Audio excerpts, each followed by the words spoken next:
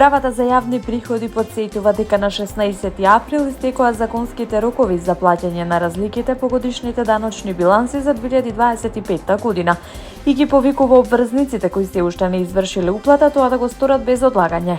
Навременото плаќање на даноците е клучно за стабилни јавни финансии и непречено функционирање на јавните услуги, додека ненавременото плаќање значи зголемување на долгот поради камата и ризикот при силна наплата, блокирање на банкарски сметки и други мерки. Од вкупно 19.550 поднесени биланси за данок на добивка, данок на вкупен приход и данок на личен доход кај вршителите на дејност, во кој искажана обврска за плаќање, кај 10.252 е евидентирана уплата, што укажува на солидно ниво на даночна дисциплина, велат од УЈП. Оттаму велат дека веќе испраќаат персонализирани известувања до компаниите и вршителите на дејност со заостанати долгови. Апелираме за итно враќање на долговите со цел да се избегнат дополнителни трошоци.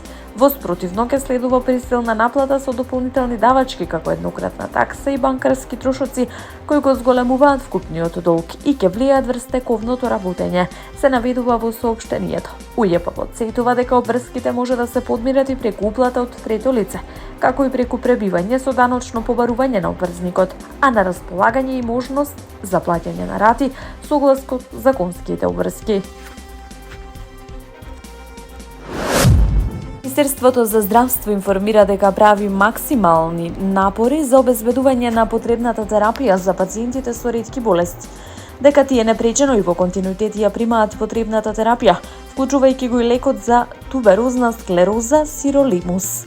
Со новиот закон за лекови се предвидени побрзи постапки за одобрување и регистрација на лекови преку модернизација на системот, скратување на времето за нивна достапност, како и воспоставување систем за следење на снабдувањето и спречување евентуален недостиг. Исто така, покрај воведување 3-годишен модел на јавна набавка како стратешка промена во 2026 година, што е од витално значење за пациентите, истовремено е проширена техничката спецификација со 12 нови лекови.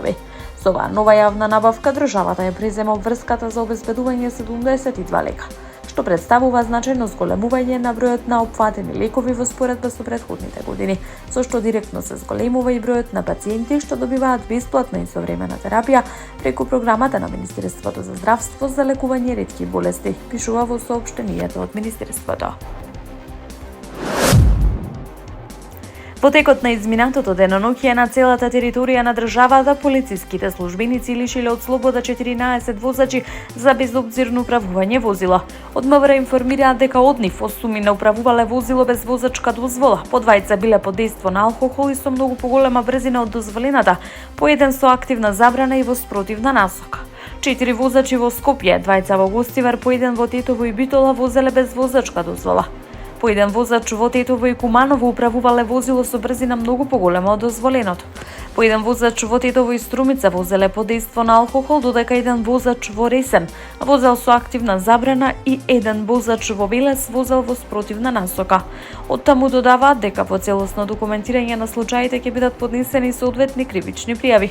Апелираме до сите учесници во сообраќајот да ги почитуваат сообраќајните правила и прописи, да не управуваат возило без положен возачки испит или доколку имаат изречена мерка за забрана за управување или доколку се под дејство на алкохол и сите заеднички да придонесеме за побезбеден сообраќај, велат од МВР.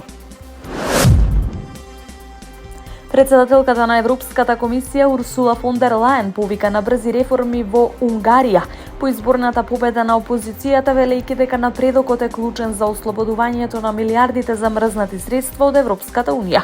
Зборувајќи на настан по повод 80 годишнината од весникот Die Zeit во неделата, таа рече дека околу 6,5 милиарди евра од фондот на Европската унија за закрепнување од пандемијата би можеле да пропаднат ако Будимпешта не ги исполни условите до крајот на август. Временскиот притисок е огромен, рече таа, додавајќи дека испратила тим високи функционери во Унгарија 2 дена претходно за да соработуваат со тимот на победникот на изборите Петар Маѓар, за да ги спроведат потребните реформи и инвестиции. Средствата беа задржани поради загриженоста на владењето на правото под водство на премиерот во заминување Виктор Орбан.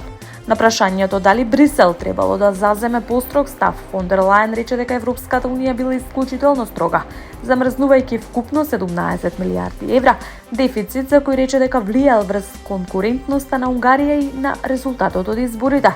Додаде дека Европската унија морала внимателно да се придржува до своите договори при наметнувањето на сите санкции врз владата на Орбан. Фон дер Лајен рече дека унгарците заслужуваат да ги добијат овие европски средства кога ќе бидат исполнети условите. Повикувајќи се на годините на оно што го опиша како систематска обструкција на Будимпешт, таа го поддржа отстапувањето од едногласноста во одлучувањето за надворешната политика на Европската унија, тврдејќи дека блокот мора да може брзо да действува и да обезбеди гласот на Европа да се слушне. Проруски настроениот поранешен претседател Румен Радев убедливо победи на изборите во Бугарија, покажа официјалните резултати во понеделникот, оттурнувајќи ги долгогодишно доминантните политички сили и потенцијално приближувајќи ја членката на Европската унија и НАТО кон Москва. Резултатот кој ги надмина прогнозите од анкетите е еден од најсилните за една партија во последните децении и може да ја оконча барем засега хроничната нестабилност што доведе до 8 избори во 5 години. Партијата Прогресивна Бугарија на Радев освои 44,7% од гласовите по изброени 91,7% од 100 гласачките ливчиња, што сугерира дека би можела самостојно да формира влада, иако тој не исклучува можноста за коалиција со некоја проевропска група или помала партија.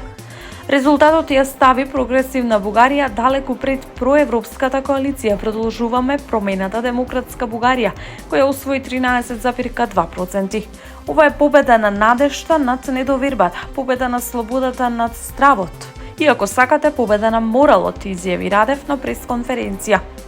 Тој го искористи бранот на незадоволство од политичката нестабилност во балканската држава со 6,5 милиони жители, каде што гласачите се уморни од корупцијата и од партиите што со децении доминираат во политиката.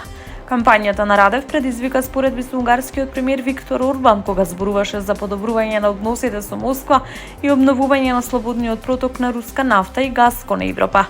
Тој ја критикуваше Европската унија за преголема зависност од обновливи извори на енергија.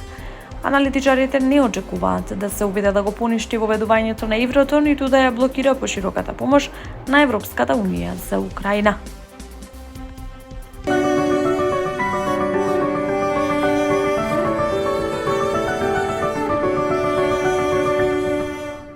Под влијание на влажна и нестабилна воздушна маса до среда ќе се задржи променливо облачно и нестабилно време со повремени врнежи од дожд и појава на грмежи. Управата за хидрометеоролошки работи соопшти дека процесите на места ќе бидат поинтензивни во форма на невреме со пообилен пороен дожд, грмежи и засилен ветер, особено во западните и јужните делови од земјата.